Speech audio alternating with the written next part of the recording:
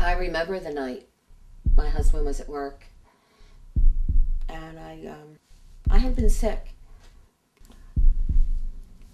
I was by myself at the time. The kids were sleeping. It was in the middle of the night.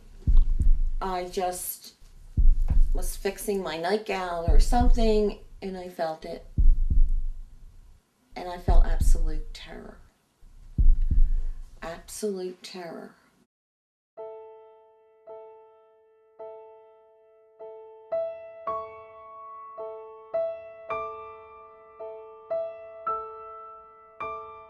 I was a single mom and came from a bitter divorce and then a very tumultuous relationship for 4 years, which ended badly. And kind of was at the point where I figured there's no soulmate out there for me. And there he was. All of a sudden, I did find him when I stopped looking. And I found a man that loved me unconditionally and loved my children unconditionally. And we were starting our life anew. It was going to be a new life, a new start for the kids, no more jostling around and, some stability. And they absolutely adored him. And he was the best father in the world that no girl could want a better dad. And then all of a sudden, after 8 years, 8 months of marriage, we were slammed. I was pregnant, and we were thrilled about that. And we decided if it was a boy, we were going to name him Alexander, after my brother who had recently passed away. And the kids were excited and everybody was happy. And about 3.5 months into the pregnancy, I discovered a lump on my breast. And I went into the hospital. It was supposed to come out the next day. And everything was supposed to be fine. And they told me it was breast cancer. And then they told me that they would have to take the unborn child to remotely give me a chance to survive. And they really, at that time, didn't even give me a choice. They just basically told me what had to be done. I had the absolute faith and trust in the doctor. It was a hard situation, let's face it. But the main concern at that time was survival and raising these kids, because we had been through many ups and downs over that 6-year period of time.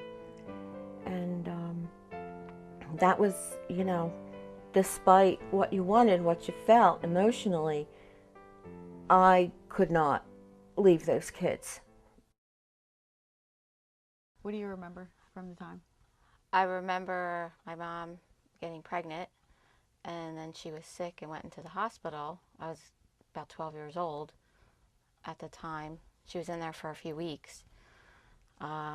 We were told that she was in there because she lost a baby, but not really about breast cancer.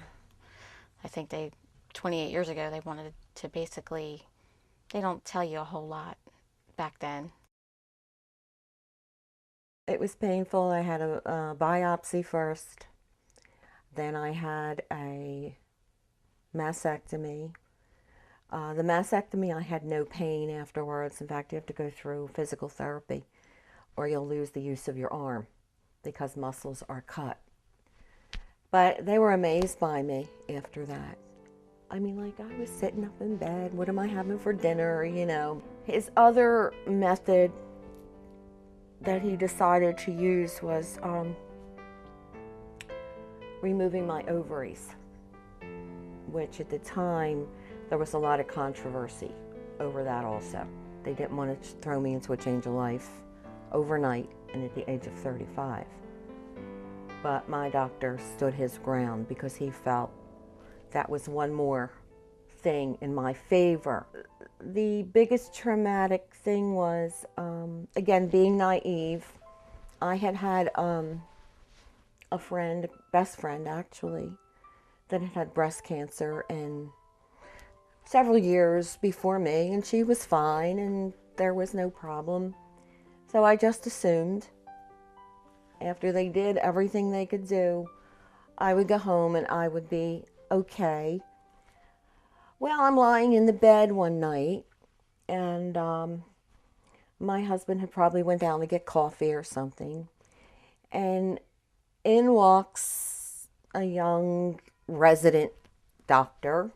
Um, and he said, how are you? How are you doing? And all that. And I said, okay, as well as could be expected. And this was before the surgery to remove the unborn fetus and the ovaries.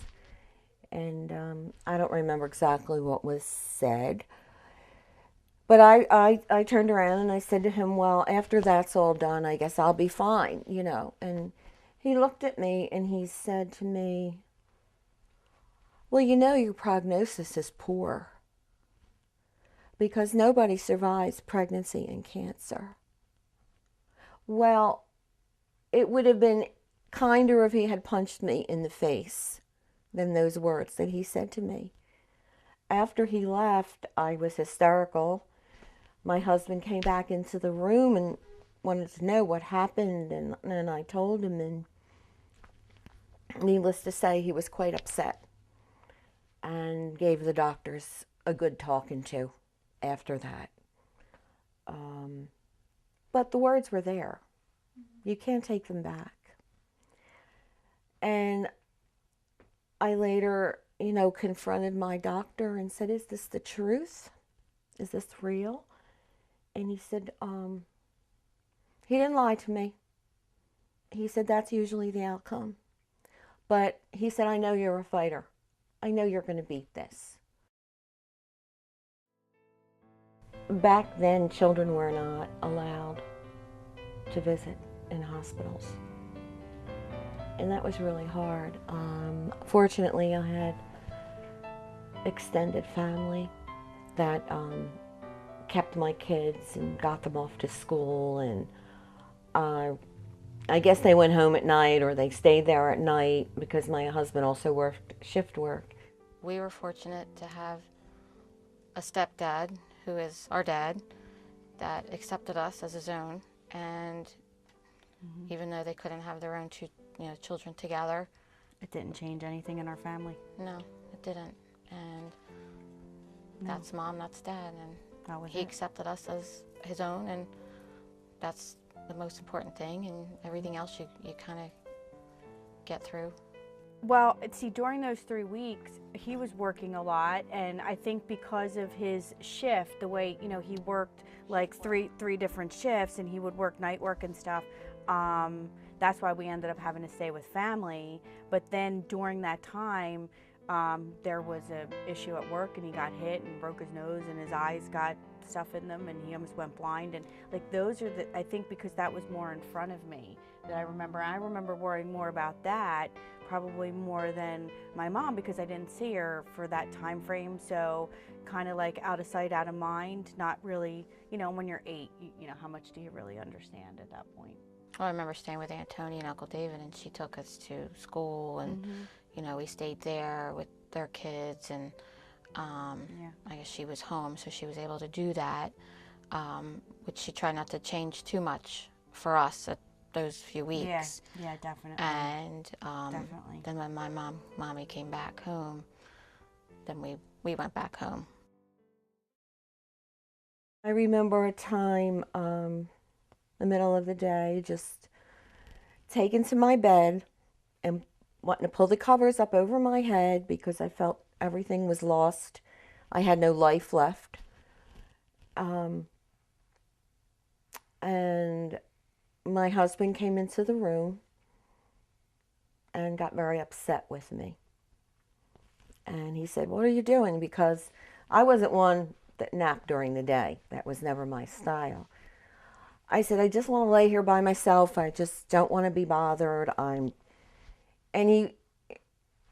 he said something to me that was mean at the time, very mean. And he said, well, you can lay there and die, or you can get up and fight.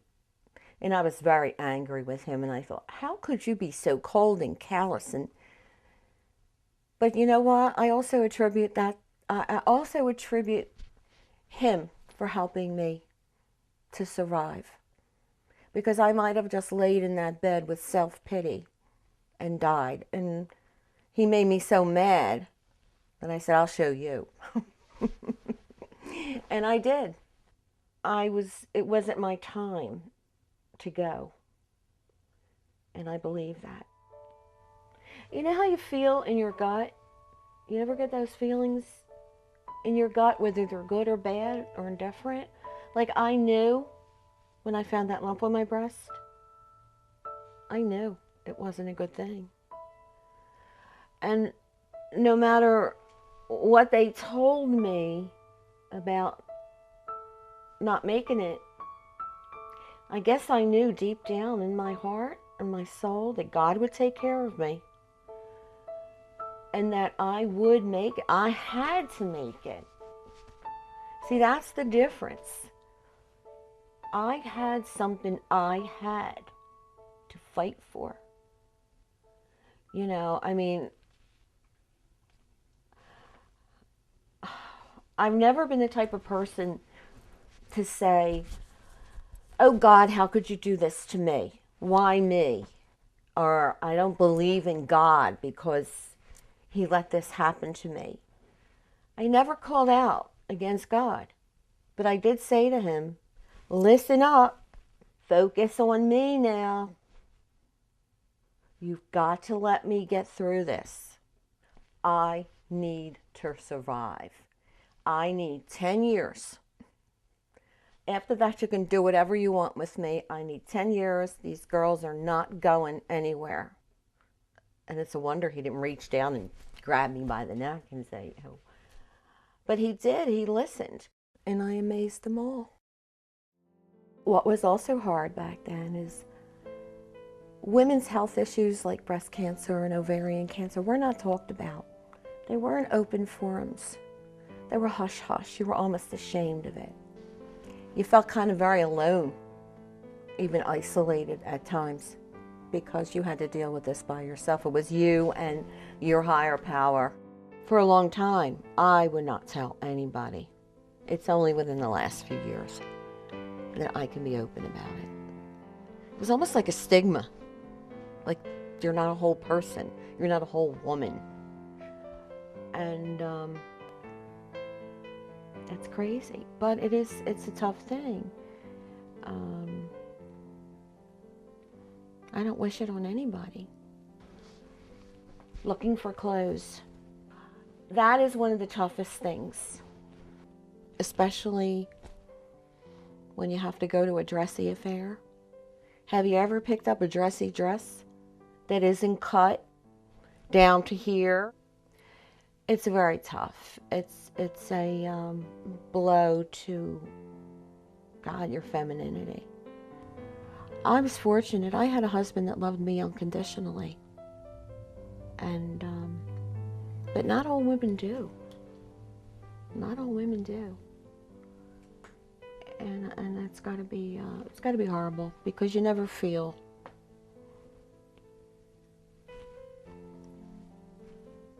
I was a very sexy woman.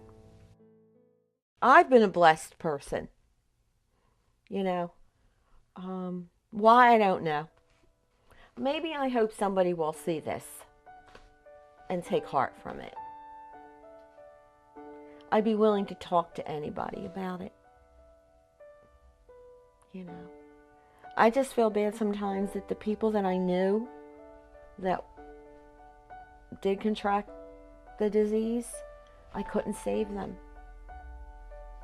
I tried to give them encouragement and optimism and hope, but I couldn't save them.